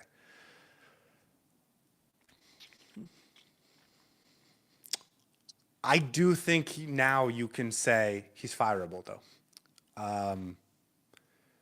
I think now the charm is off, and I think you now have to say, okay, if this goes bad, what is our trigger point, and what do we do if we have to pull it? When he was hired, he was, I said, he has the same exact standards as Tata Martino. You cannot lower your expectations for him because he's a first-time coach. And he has to know that coming in, he's assuming an incredible responsibility, and the expectations don't change because he's a first-time coach. And they shouldn't change because he's a first-time coach. He accepted that by accepting this job. He would have known that he's going to have the best roster in the MLS, and he got a lot of freedom in terms of which players are on this roster. Right? We went after a lot of guys that were on his team. Gonzalo Lujan, I don't think Raul Sanyehi was like, Lujan's the guy. Like, that's a Javier Mascherano thing. Baltasar Rodriguez, 3 different sporting directors have made Baltasar happen. Moving on Julian Gressel, that was because he wouldn't play him. Okay. So he got a lot of freedom in building this roster. He inherited the best player in the world, right? I mean, can you imagine a coach with their first club job getting Lionel Messi? That's, well, I guess Pep Guardiola did it. But so the standards have to stay the same. I like the idea of moving on from Tata Martino and giving someone a chance, because I thought Javier there was Mascherano. Oh, I okay. thought there was Tata a Martino. ceiling. Okay. I thought there was a ceiling to what Tata Martino was with this team, and I didn't think he could quite get everything. And it reminded me of the Golden State Warriors, like 12 years ago. They had a coach named Mark Jackson, and they were making the playoffs as like a 7, 8, 6 seed every year, and they thought they had more within them. And so they went out and they hired of course, now I can't remember his name. And he was a broadcaster, but they thought he was really smart, wicked smart, clever. Bring him in, and they went on a dynastic run with Steph Curry, and they became the best team in the league for the next 5 years. Steve Kerr is his name. And so Also a player for for yeah, Bulls. yeah. So if you saw that in Javier Mascherano, okay, fine, I'm willing to try it.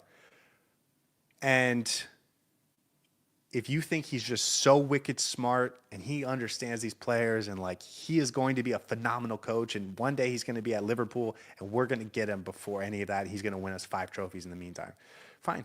Like I was happy to give it a try. I didn't want to hold any of his time at the Argentine youth teams against him, because I do think the game is so different from international to club, and then from club to youth international is like totally different. But this one thing about him not being able to evaluate his own players is really triggering something in me that makes me think he cannot be Steve Kerr. He cannot be a great coach with this fatal flaw. Like, this feels like a fatal flaw to me. Not the timing of his substitutions, not whether he can make in-game adjustments, not whether he can improve with rotation, which we will talk about, but whether he can understand which players are good or not. That's a fatal flaw, because he's been around the game for his whole life. He should already have that ingrained, and it should be easy for him, and it's not. And so now I'm very worried about Javier Mascherano. about becoming a good coach.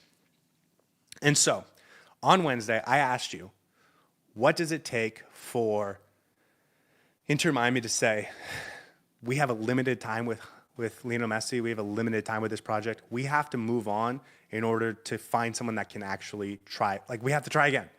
And the only shame is to not say we messed up. Like there comes a point where it becomes obvious he's not going to work, and if you stubbornly stick with him to try and prove yourself right, that's where the shame comes in. If you say it's not going to work, let's move on, try again, like I can live with that. And if the next coach isn't a success either, like I can appreciate you trying, just like I appreciated you trying this past offseason with Javier Mascherano. I'm still going to give you credit. I still think it was the right decision. But now that there's major concerns, what does it take for them to say he's not the right guy? And here's what I want to say also. When they fired Phil Neville, they felt confident that they were going to get Messi, and they felt that they were going to get Tata Martino as long as they got Messi. And so they already had their replacement in mind. And I think last season when they decided it was time for Tata Martino to go on, they already had Javier Mascherano in mind. And I don't think they have someone in mind today, because I think they were liking what Javier Mascherano was doing, and they were hoping he was going to sort of continue to piece it together until he got better and better and became great. But I think now they have to start thinking about who could be the next guy if they have to pull that trigger. And so my question is, 3 weeks from now, after they're able to spend some time looking around and thinking about who would be a good fit, and let's say they do have 3 guys they think could be a good fit, especially coming to the end of the European season where lots of coaches will be available. What do you need to see from Javier Mascherano to say no? Well, let me ask you first. Does Javier Mascherano need to save his job right now, or would he have to have another failure before you are thinking, this isn't right, this isn't going to work? Like, does he have to prove himself, or does he have to just not mess up again? I don't think the not messing part of the bit is valid any longer, because this is not a reactionary statement that you just gave. By the way, I agree with what you said 100%. We are not reacting to just one loss in the semifinal to the Vancouver Whitecaps, right? Sometimes that happens. You're really frustrated as fans where a one really important game doesn't go in your favor and you're just on the coach's throat to get fired. This is not what this is. So we need to preface that by saying this is based on a sample size of the last month, maybe longer, where this team has constantly shown a deterioration in how they're playing, how they're approaching games, and how the coaching staff is setting us up tactically with personnel and putting the performances out on the pitch. So I do not agree with the premise that we wait until the next crisis to kick Javier Mascherano out. I think the scanner and the scrutiny starts now, from tomorrow against New York Red Bulls. I'll let you get your word in before I move on from this, because I know you want to say something. Well, just to add to that, it's not that he's not good enough. It's that there's a potential fatal flaw that means he will never be good enough. Exactly. And that's part of it. So when we talk about whether it's one game or 6 weeks, like we could improve our rotation. We could improve this player, this player playing more or whatever. Like there are ways that coaches can improve. But I'm very worried that he has a fatal flaw that will make this never work. So that's why I say it's not about a game. It's not about a series of games. It's like, I think there's a fatal flaw here that means this will never work. And that's really what it is. It's not about the game.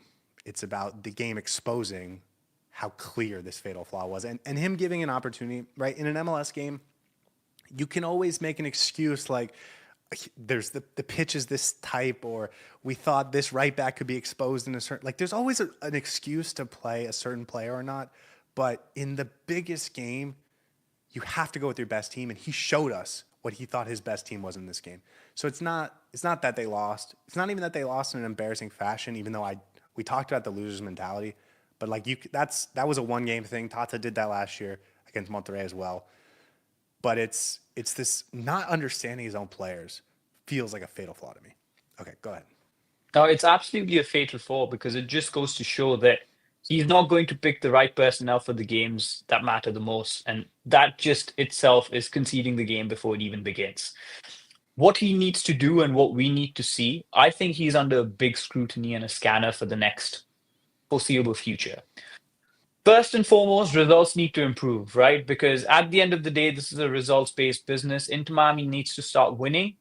But I think it's more than that. The performances, the way we play, what we're doing in the pitch, how many goals we're scoring, what our structure looks like, who's actually playing over whom is another big part of this. But I'll come to that part later because I think that's the most important part of this.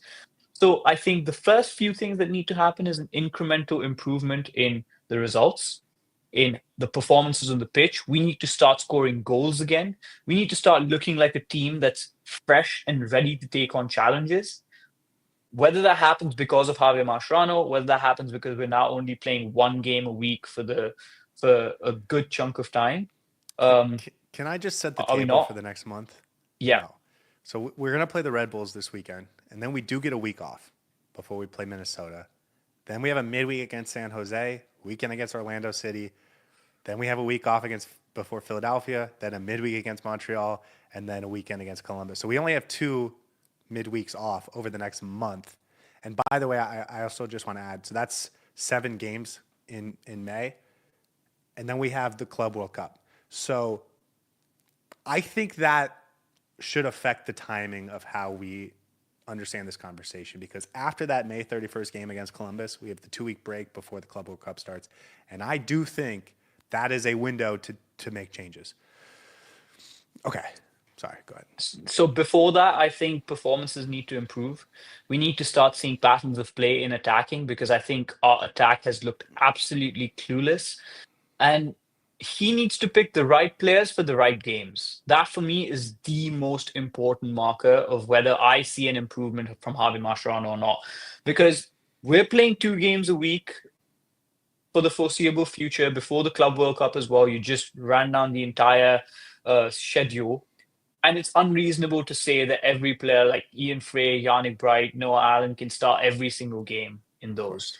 And that's exactly what I don't want to see. I want to see this entire squad being utilized in a proper manner.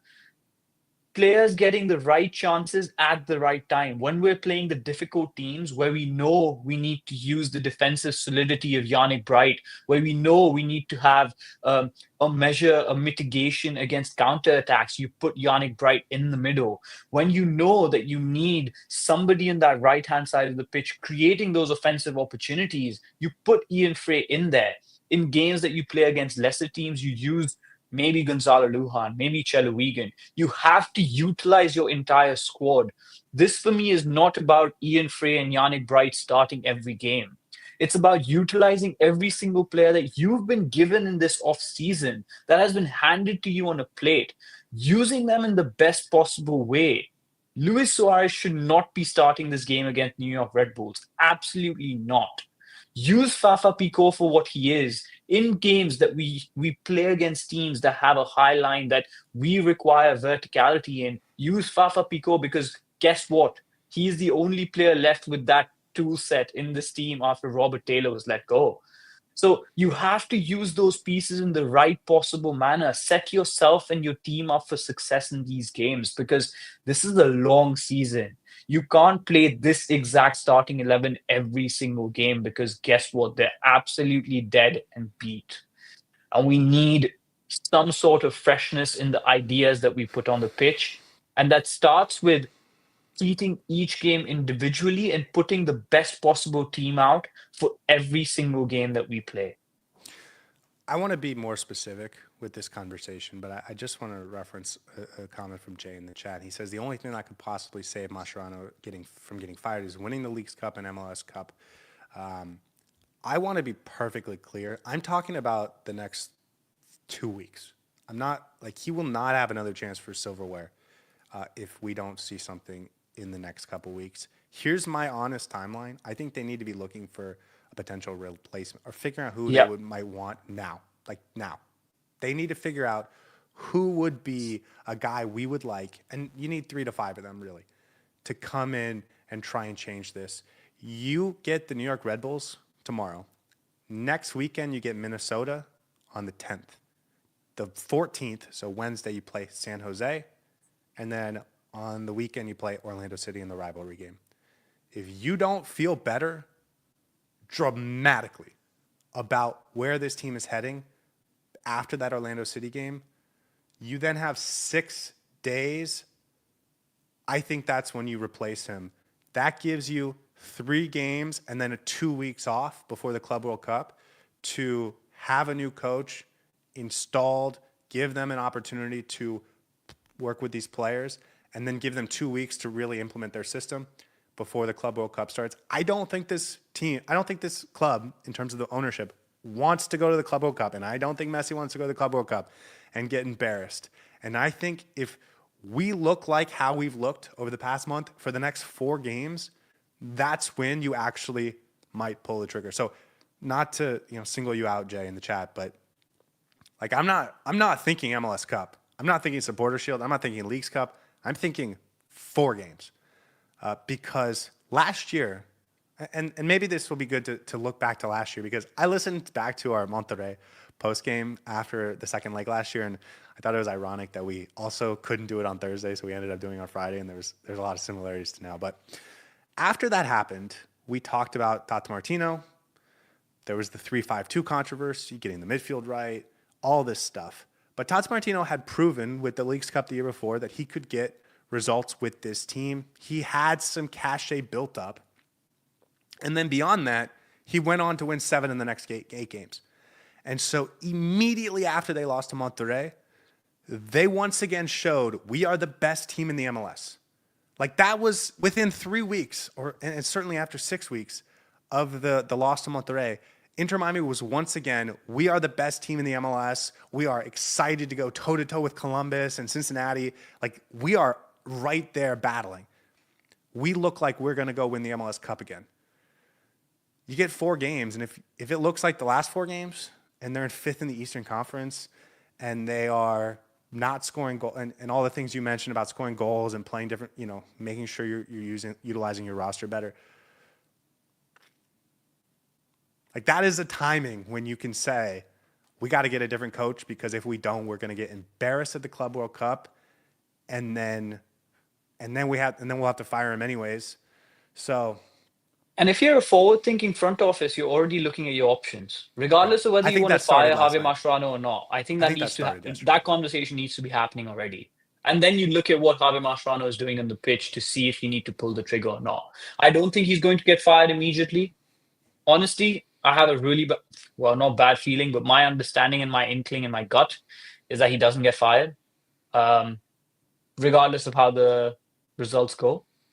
But if I were the front office, this is what I would be doing: looking at my options and then considering the timeline. And as you said, that 2-week window that we have, that's when you have to make the change if things continue to be this bad.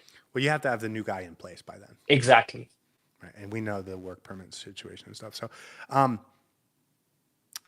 the other thing that I heard, and not to sort of call out any other podcasters or tweeters or whatever, but people saying you have to, like, who are you going to bring in, and then just like trying to brainstorm who would be a good fit. That's not our job. If we were spending 40 hours a week figuring, looking through all these connections and who's been every coach in La Liga for the last 10 years, like we couldn't find names if that was our job. It's not our job. So don't be afraid to make a move. Like, don't be afraid to call for a move just because you don't have the perfect solution. They are supposed to have the perfect solution because they spend 40 hours a week on this. And by the way, I want to say another thing that I haven't heard anyone mention. Inter Miami just hired a new chief soccer officer. They just hired a new sporting director. Javier Mascherano didn't come in under, I think his name's Alberto Diaz. I should know his name. I apologize. Albert Merero Diaz. Like, he's the new in charge of soccer decisions. He didn't bring in Javier Mascherano.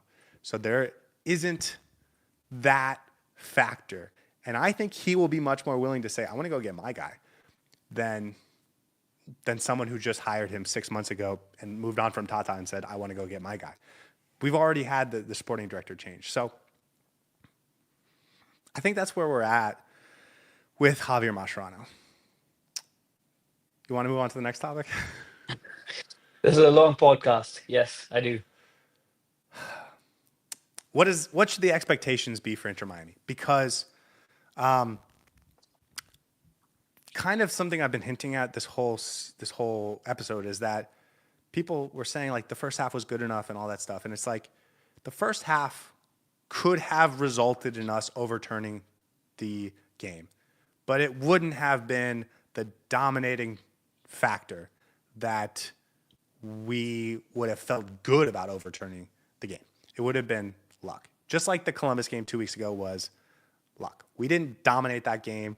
Columbus, if we play that same exact game, they would have won that game 8 times out of 10. We kind of just got bailed out. And that happens in sports sometimes. And so by that standard, Inter Miami can go in the Leagues Cup. They could win the Supporter Shield. They could win the MLS Cup. All those things are possible. Absolutely. I don't think, let me rephrase this. I think we need to separate that from whether it's possible to whether Inter Miami is the overwhelming favorite to do these things, because those are different.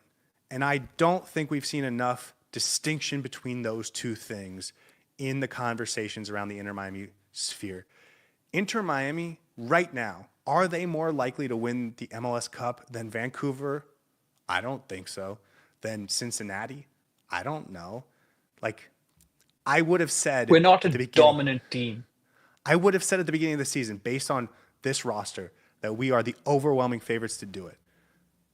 And yet, we are not right now. And I think based on our conversation on how much talent there is on this roster, I think we should be still. And so that's also another reason why I think this coaching decision is like a quicker decision. But I guess the question is, if nothing changes, because as you said, you don't think Javier Mascherano is going to go, I'm assuming that means for the whole season. I would bet money on that too if I was a betting man. Like, I think that's the most likely outcome. So if that's the case and nothing changes, and we'll add a winger in the summer window, and like, I don't think the talent matters. Like, I don't think you can out-talent the problems we're dealing with right now. So I guess my question is, what should Inter Miami fans expect from this team?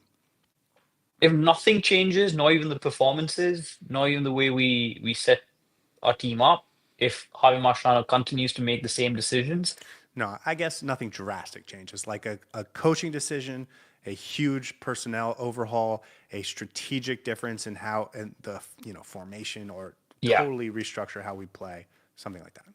I think the biggest expectation would probably be maybe scrape a win in the Leagues Cup. Um, Is that an expectation though? Like, I feel like it's unfair to expect that. yeah, I guess that's my even point. that is It's a like hope. a yeah, it's a hope. It's And a stretched out expectation. Honestly, the way that we've been playing, I don't think we finished top of supporter shield at all. We're probably a fourth, fifth mid-table team. We're probably going to get kicked out in the first or the second round of the playoffs, and I don't think we're overwhelming favorites to win the Leagues Cup as well. So the expectation then is probably that we're not going to finish with any trophies this season. That's the way it's looking like if nothing changes. and again, I want to be clear. The expectation can be zero, and it could still be possible, of course. Like, I don't Yeah, think but Vancouver should expect to win the MLS Cup right now. But I thought Vancouver Inter never Miami. expected to win the CONCACAF Champions Cup or even be in the Right, final. So right, right, it's right. possible. So I guess my point is, of course it's possible, but it's not the expectation. I do think Inter Miami wanted it to be the expectation. I do think Inter Miami built a talented roster that could be the expectation. I think they thought, and I agreed with them, that this had a chance to be something special. And it's not been special. And so we become a part of the rest of the MLS, the upper tier of the MLS, no doubt, but not clear head and shoulders above the rest of the MLS. And so if that's the case, I don't think Inter Miami should be talking about winning trophies. I don't think Inter Miami should be talking about the MLS Cup. I don't think they should be talking about the Supporter Shield. I think if that's what your team is, and that might be where we're at, then I think we're saying, I want to go in this weekend and win the game. And that's all it is. That's all you can do as a fan. And, I know you're a fan of Manchester United. And I know 3 weeks ago, you were not expecting to win the Europa League. Probably not even now expecting to win the Europa League. You're hoping you can. It would be amazing. It would be so much fun. But it's not like you're expecting it in the way that Bayern Munich expects to win the Bundesliga. So are we just now at it's a vibes thing and let's have fun with it type of moment for Inter Miami? I think at this point we're there because the hope's been killed, right? We're coming off the back of our worst defeat that we felt as fans in the biggest game of our history. And it's not like this was a one-off performance. Performances have been poor over the last month and a half, and they don't look like they're going to improve because we haven't seen any signs of them improving. So at that point, you're just going into every game, just hoping the vibes are good and we end up winning that game because unlike last season where you go in thinking we're going to win this game, if you ask me to predict tomorrow's game against New York Red Bulls, I don't know if we score enough goals to beat them. It's as simple as that. So at that point, I hope we win. I hope the scoreline is 4-1, 3-1, 2-0. But the way we're playing, I don't know if we actually get that win or not. So that's where we're at as fans. And it's quite sad considering how high we were at the start of the season. And somebody in the chat just called me a Man City fan. So I think I'm going to log off and go do my thing. I think it's been a great day. Thank you, guys. See ya. Did I accidentally say Man City? I meant to say Man United. I hope I said Man United. I hope you said Man United. Ash says if the team has a synergistic lineup and performs basic skills well, they can go far. I agree. They have a great talent, but Exactly. that's what we're talking about. They can still do everything, but I don't think the expectation is there. I don't think that's the standard of where we're at. And by the way, let's be perfectly clear. That's the standard they're selling ticket prices for. That's the standard that Jorge Mas talks about. That's the standard that Lionel Messi, I assume, wants to be at. He doesn't want to be one of the 5 best teams in MLS or on one of the 5 best teams in MLS. Jorge Mas didn't bring Lionel Messi here to be one of the 5 best teams in MLS. They want to be not the best team in MLS, but head and shoulders above the best team in MLS. And they have worked, they have paid transfer fees, they have done everything off the field to make that happen. And I think they have the roster to make it happen. And I think the biggest problem is the head coach. And that's why I don't think it's off the table that he moves or that they move on from him. And more than that, I think Inter Miami fans need to have a real reckoning. Because by the way, it's not just this CONCACAF Champions Cup. It's the same thing with the playoffs last year. Same thing with the CONCACAF Champions Cup last year. It's the same thing with the Leagues Cup last year. The League Cup last year, yeah.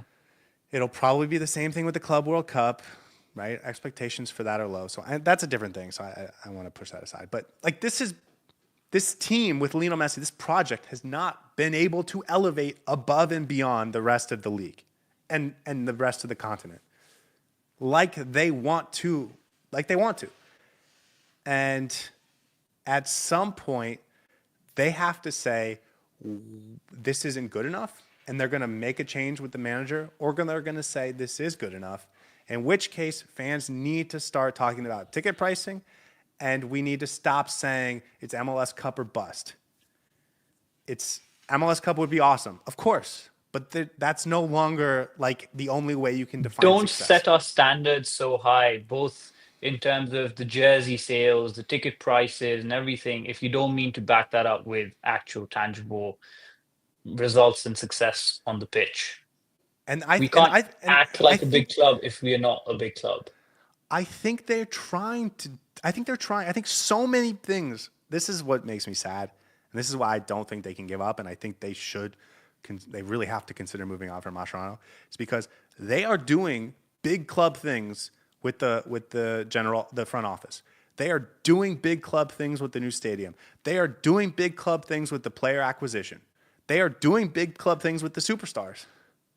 The problem is the manager. And if you're telling me you're going to waste everything else that the Moss brothers have been working on for 7 years, and David Beckham's been working on for years, and Messi now has been working on for the last 2.5, 3 years. or one man. Because for the manager, what are we talking about here? Okay, last topic. We can make this specifically about the game tomorrow or the next 3 or 4 games or whatever. But my question is, what specifically do you want to see from here from the team? I think And it's let's just do incremental. one thing at a time. Let's not Yeah, don't just rattle off 10 things. Just yeah, yeah, one yeah. thing. No, And we'll talk I about think it. incremental. First thing I want to see is us dominate games like we were doing at the start of the season, right? Impose our game plan and our will on the pitch. When we play Red Bulls tomorrow, I want to see Inter Miami dominating that game. I want to And how see do us okay, so creating opportunities. what do you want to see that will make that happen? So I want to Because see that's like us an outcome. Let's talk exactly. about inputs. So inputs for me would be pick the right starting 11, give What does some that of mean? the players who have not been playing Okay, so, an hold on, opportunity hold on. now. Let's focus just on tomorrow. Just on That's what tomorrow, I because just that said. will. I understand. I Tomorrow, understand. give I understand. give I those understand. I understand. players who I haven't understand. played I understand. an I opportunity. set this conversation up to talk about the next 5 games, but I changed it. Now I want to talk about just tomorrow. Who do you want to see in the starting line? I want to see Drake Allen in the back line. I want to I see do too. Toto Aviles in the back line. I want to see Ian Frey start that game. Maybe push Noah Allen to the left back spot and start David Martinez, because I think David Martinez as well is one conversation we haven't had. In the middle, I want to see Yannick Bright start. Maybe pair him up with Federico Redondo. That's fine. I want to see Sergio Busquets get a bit of a rest because he's been playing game in and game out. He just missed one game where he was unavailable because of a yellow card accumulation. Um, I want to see Fafa Pico get a run out.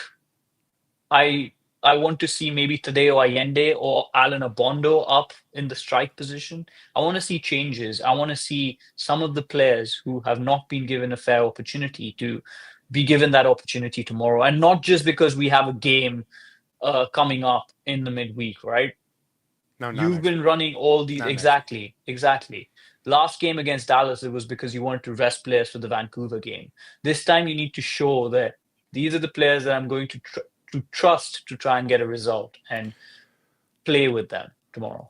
I actually think I don't like that. Actually, I think you need to play a lineup you think is going to win, and show that you think there are a few other players that can help you do that.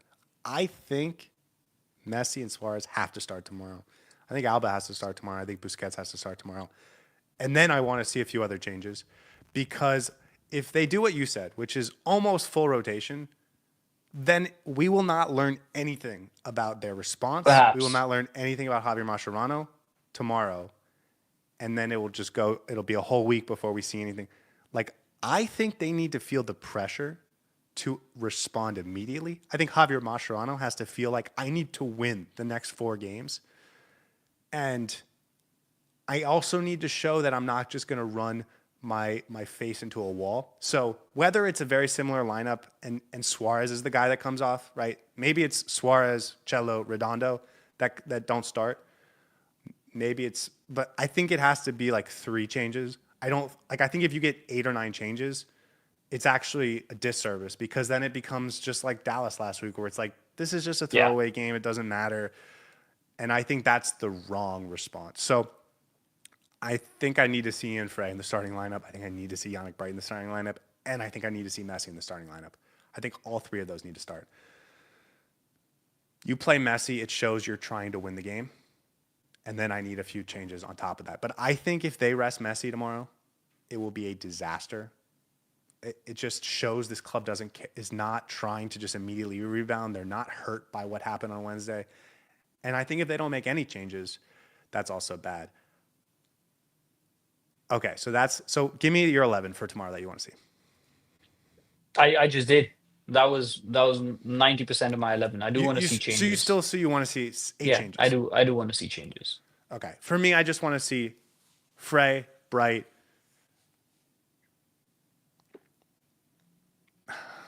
I want to see Frey, Bright, and Fafa instead of Fafa, yeah. Segovia. Give me those Yeah. 3. Okay, and then moving forward for the next 4 games, 5 games. Well, let's say 4 games because that's what I highlighted as the 4 big ones. Finishing with that Orlando City game. What do you want to see from this team in terms of results? I want outputs. I want every single game to be a win. No draws, no losses. Every single game to be a win. And what should the consequences of not looking close to that be? Right? Like obviously if they have a draw where they look great, like it's okay. But Yeah. if they don't look close to that, if they don't If look it like that was looks realistic, exactly like it has what looked should the over the consequences last be? month, if it looks exactly like it does look over the last month, I think Javier Mascherano needs to be on the chopping block. Okay. What if we see this lineup tomorrow? Oscar Ustari in goal, Cello at right back. Don't say Name your two Luan. center backs. Name your two center backs, whoever. Jordi Alba, Redondo, Busquets, Segovia, Allende, Messi, Suárez. The only changes are potentially at center back. What would your like? What would that tell you? Or I'll be worried, but as you said, he's maybe putting this out to be like, you made your bed, now lie in it and give me a response. And for me, I would be very worried and probably have a lot of question marks about what Javi Mascherano is even thinking. But at the end of the day, it will be an analysis based on how we perform on the pitch. Because those players are all good enough to perform, by the way. Like all of them are good enough to have a good game and get the result.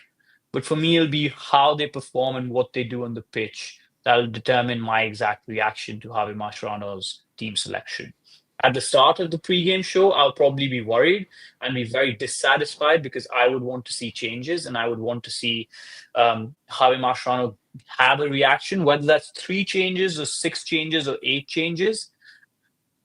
But it's also every single player is going to eventually play. And if this team can go out and perform much, much, much better than they have done, dominate the game, score 3, 4, 5 goals, then I think I'll know that there's something there. There's a spark there that we haven't seen in so long. And that'll just give me at least a little bit more hope. But if he picks the exact same starting 11, he's not learning, is he? do you think he feels like he's under pressure? I think he does, more so than he lets it on in his interviews. I think he thought on Wednesday night that 11 was his best chance to get a victory because it's the CONCACAF Champions Cup semifinal, of course. And if he feels like he's under pressure going up against New He's York going Red to keep Bulls, playing them. I think he's going to play the same lineup. And Yeah, that is, once again, we're talking about he's in over his head. He doesn't Gary. even understand what's going on. And he's too arrogant to start sort of seeing that he might be the problem and start really reflecting on what he potentially is doing wrong. That to me would be a huge red flag. And by the way, if they rotate 8 or 9 guys, especially if it's the big names, right? I think we're also in a situation where it's like they don't even want to respond. I remember that Sporting Kansas City game last year, which was the game right after the Monterrey leg, and I was there. I was in the crowd. It was intense. They brought a lot of energy. They still gave up some dumb goals in a lot of the same ways with set pieces and transitions and early turnovers, and they gave up a couple goals, but they just fought and fought and fought, and they ended up winning 3-2. And it was like, okay, we're gonna be okay. And if they just play the 8 backups or they rotate 8 guys, it's like it doesn't matter what the result is because you didn't try and prove to your Yeah. fans anything. I thought that was a phenomenal conversation.